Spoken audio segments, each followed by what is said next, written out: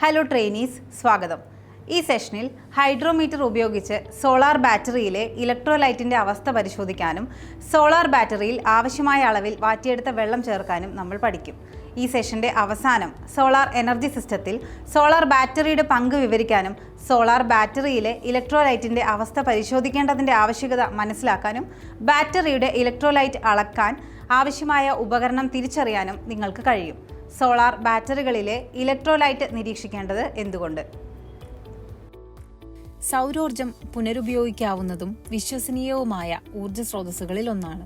അത് ഭാവിയിലെ ഊർജ്ജ ആവശ്യകതയെ വലിയ അളവിൽ നിറവേറ്റാനാകുന്നതാണ്.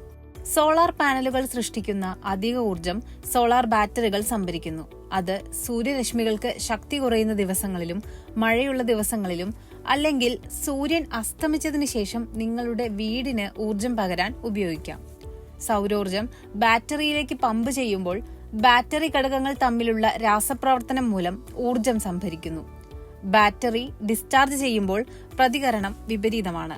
ഇത് ബാറ്ററിയിൽ നിന്ന് കറന്റ് പുറത്തേക്ക് കടക്കാൻ അനുവദിക്കുന്നു. സോളാർ ബാറ്ററികൾ സോളാർ പവർ സിസ്റ്റങ്ങളുടെ വിശ്വാസ്യത വർദ്ധിപ്പിക്കുകയും പരമ്പരാഗത പവർ ഗ്രിഡിനെ ആശ്രയിക്കുന്നത് കുറയ്ക്കുകയും ചെയ്യുന്നു. പരിമിതമായ സൂര്യപ്രകാശമുള്ള സമയങ്ങളിൽ പോലും സൗരോർജം സംഭരിക്കാനും ഉപയോഗിക്കാനുമുള്ള കഴിവ് സൗരോർജത്തെ പുനരുപയോഗ ഊർജത്തിനായി കൂടുതൽ പ്രായോഗികവും കാര്യക്ഷമവുമാക്കി മാറ്റുന്നു. നിരവധി ഘടകങ്ങൾ സോളാർ ബാറ്ററിയുടെ പ്രവർത്തനത്തെ ബാധിക്കുന്നു. നിർമ്മാണത്തിന് ഉപയോഗിച്ച വസ്തുക്കൾ, ബാറ്ററി ലൈഫ്, ഡിസ്ചാർജിന്റെ ആഴം, കാര്യക്ഷമത എന്നിവയാണ് അവ.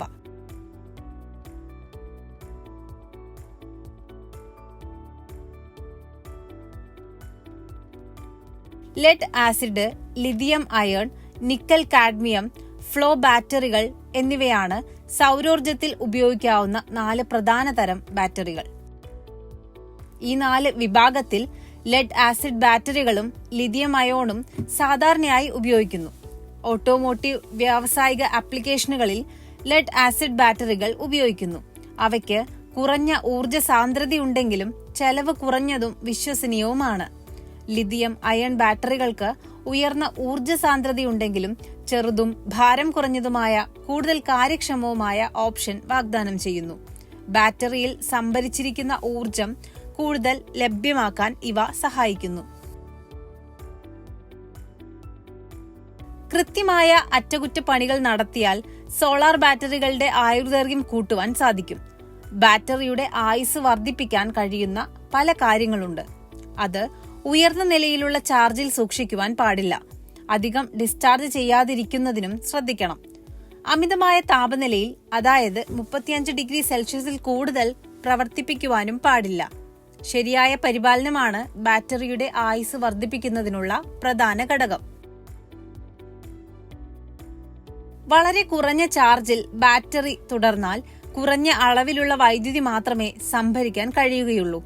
കുറഞ്ഞ ചാർജ് നില തുടർന്നാൽ പ്ലേറ്റുകളിൽ സൾഫേഷൻ രൂപപ്പെടാനുള്ള സാധ്യത കൂടുതലാണ്. ഇത് ബാറ്ററി ലൈഫ് കുറയാൻ കാരണമാകും.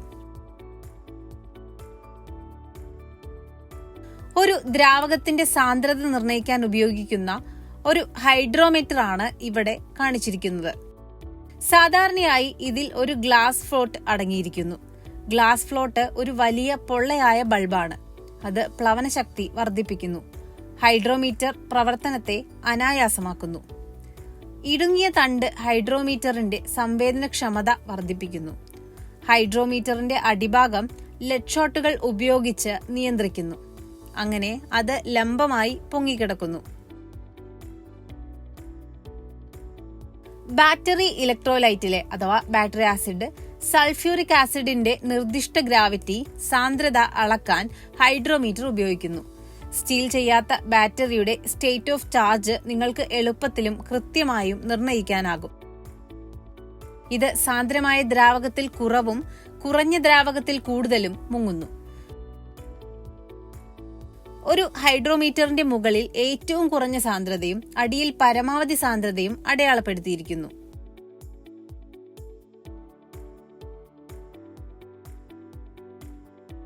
ഇലക്ട്രോലൈറ്റ് ലെവൽ പരിശോധിച്ച് എല്ലാ സെല്ലുകളിലെയും പ്ലേറ്റുകൾക്ക് മുകളിലാണെന്ന് ഉറപ്പാക്കുക. ഇത് പ്ലേറ്റുകൾക്ക് താഴെയാണെങ്കിൽ വെള്ളം ചേർത്ത് ബാറ്ററി ചാർജ് ചെയ്യുന്നതുവരെ ബാറ്ററിയിലെ വെള്ളവും ശേഷിക്കുന്ന ആസിഡും കലർത്തുന്നതുവരെ പരിശോധന നടത്താൻ കഴിയില്ല. പ്ലേറ്റുകൾ വായുവിൽ തുടരുന്നില്ലെന്നും ഉണങ്ങാനും ഓക്സിഡൈസ് ചെയ്യാനും അനുവദിക്കുന്നുണ്ടെന്ന് ഉറപ്പാക്കേണ്ടത് പ്രധാനമാണ്.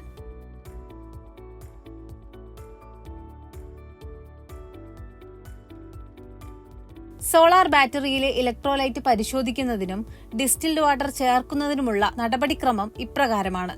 നിങ്ങൾക്ക് ഇനി പറയുന്ന എല്ലാ ഉപകരണങ്ങളും ഉണ്ടെന്ന് ഉറപ്പാക്കുക: hand gloves, hydrometer, distilled water, lead acid battery. Acid resistant material കൊണ്ട് നിർമ്മിച്ച ഒരു ഇടുങ്ങിയ ട്യൂബ് ഉപയോഗിച്ച് ബന്ധിപ്പിച്ചിരിക്കുന്ന ഗ്ലാസ് ട്യൂബിന്റെ താഴത്തെ അറ്റം അക്യുമുലേറ്ററിലുള്ള ആസിഡിൽ മുക്കുക. റബ്ബർ ബൾബ് അമർത്തുക. അങ്ങനെ ഗ്ലാസ് ട്യൂബിന്റെ മറ്റേ അറ്റത്തുള്ള ഇടുങ്ങിയ ട്യൂബിൽ നിന്ന് ഉള്ളിലെ വായു പുറത്തേക്ക് പോകും. മർദ്ദം നീക്കം ചെയ്യുമ്പോൾ ഗ്ലാസ് ട്യൂബിൽ ഒരു ഭാഗിക വാക്വം ഉണ്ടാകുകയും ആസിഡ് ഗ്ലാസ് ട്യൂബിലേക്ക് തള്ളുകയും ചെയ്യുന്നത് നിരീക്ഷിക്കുക. ഇപ്പോൾ ഹൈഡ്രോമീറ്റർ ആസിഡിൽ പൊങ്ങിക്കിടക്കുന്നു. ഫ്ലോട്ടിംഗ് ഹൈഡ്രോമീറ്ററിലെ ആസിഡിന്റെ സാന്ദ്രതയുടെ അളവുകൾ രേഖപ്പെടുത്തുക. ശ്രദ്ധാപൂർവം അളവുകൾ നിരീക്ഷിക്കുക. പൂർണ്ണമായി ചാർജ് ചെയ്ത സെല്ലിലെ ആസിഡിന് 1.25 മുതൽ 1.30 വരെ ആപേക്ഷിക സാന്ദ്രത ഉണ്ടോ എന്ന് ശ്രദ്ധിക്കുക. 1.18 നിന്ന് താഴെയുള്ള അളവുകൾ റീചാർജിംഗ് ആവശ്യമാണെന്ന് സൂചിപ്പിക്കുന്നു. കഴിഞ്ഞ 4 മണിക്കൂറിനുള്ളിൽ ബാറ്ററി ചാർജ് ചെയ്തിട്ടുണ്ടെങ്കിൽ സർഫസ് ചാർജ് നീക്കം ചെയ്യുക. കഴിഞ്ഞ 15 മിനിറ്റിനുള്ളിൽ ബാറ്ററി ഡിസ്ചാർജ് ചെയ്തിട്ടുണ്ടെങ്കിൽ അത് പരിശോധിക്കുന്നതിന് മുമ്പ് കുറഞ്ഞത് 15 മിനിറ്റെങ്കിലും കാത്തിരിക്കുക. ബാറ്ററിയുടെ സെല്ലിലേക്ക് ഇലക്ട്രോലൈറ്റ് തിരികെ വിടാൻ റബ്ബർ ബൾബ് ഞെക്കുക. അളവിന്റെ കൃത്യത വർദ്ധിപ്പിക്കുന്നതിന് ഒരേ സെല്ലിൽ ഈ പ്രക്രിയ നിരവധി തവണ ആവർത്തിക്കുക. അങ്ങനെ ഫ്ലോട്ട് ഇലക്ട്രോലൈറ്റിന്റെ അതേ താപനിലയിൽ എത്തും. ഫ്ലോട്ട് സ്ഥിരതയോടെയാകുമ്പോൾ ഇലക്ട്രോലൈറ്റിന്റെ ഉപരിതലം ഫ്ലോട്ട് അടയാളപ്പെടുത്തലിനെ മറികടക്കുന്ന പോയിന്റ് ശ്രദ്ധിക്കുക. ഇലക്ട്രോലൈറ്റ് എടുത്ത സെല്ലിലേക്ക് തിരികെ വിടുക. ചോർച്ച ഒഴിവാക്കുകയും ഹൈഡ്രോമീറ്റർ ഉപയോഗിച്ചതിന് ശേഷം വെള്ളം ഉപയോഗിച്ച് നന്നായി കഴുകുകയും ചെയ്യുക.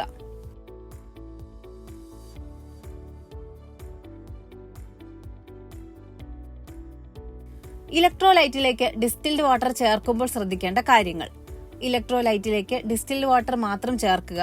ആസിഡ് ചേർക്കരുത്. മാലിന്യങ്ങൾക്കൊപ്പം വെള്ളം ചേർക്കരുത്. കാരണം ഈ മാലിന്യങ്ങൾ കാലക്രമേണ അടിഞ്ഞുകൂടുകയും പ്രശ്നങ്ങൾ ഉണ്ടാക്കുകയും ചെയ്യും. വെള്ളം ടോപ്പപ്പ് ചെയ്തതിനു ശേഷം സ്പെസിഫിക് ഗ്രാവിറ്റി അഥവാ SG റീഡിംഗ് എടുക്കരുത്. ഹൈഡ്രോമീറ്റർ ഉപയോഗിച്ച് സോളാർ ബാറ്ററിയിലെ ഇലക്ട്രോലൈറ്റിന്റെ അവസ്ഥ പരിശോധിക്കുന്നതും സോളാർ ബാറ്ററിയിൽ ആവശ്യമായ അളവിൽ ഡിസ്റ്റിൽഡ് വാട്ടർ ചേർക്കുന്നതും എങ്ങനെയെന്നതിനെക്കുറിച്ച് ഈ സെഷന്റെ അവസാനത്തിലെത്തിയിരിക്കുകയാണ് നമ്മൾ. സോളാർ എനർജി സിസ്റ്റത്തിൽ സോളാർ ബാറ്ററിയുടെ പങ്ക് വിവരിക്കാനും സോളാർ ബാറ്ററിയിലെ ഇലക്ട്രോലൈറ്റിന്റെ അവസ്ഥ പരിശോധിക്കേണ്ടതിന്റെ ആവശ്യകത മനസ്സിലാക്കാനും ബാറ്ററിയുടെ ഇലക്ട്രോലൈറ്റ് അളക്കാൻ ആവശ്യമായ ഉപകരണം തിരിച്ചറിയാനും അത് ആവശ്യമായി വരുന്നത് എന്തുകൊണ്ടാണെന്ന് മനസ്സിലാക്കാനും ഇപ്പോൾ താങ്കൾക്ക് കഴിയുമല്ലോ. സോളാർ ബാറ്ററികളിലെ ഇലക്ട്രോലൈറ്റ് നിരീക്ഷിക്കുക.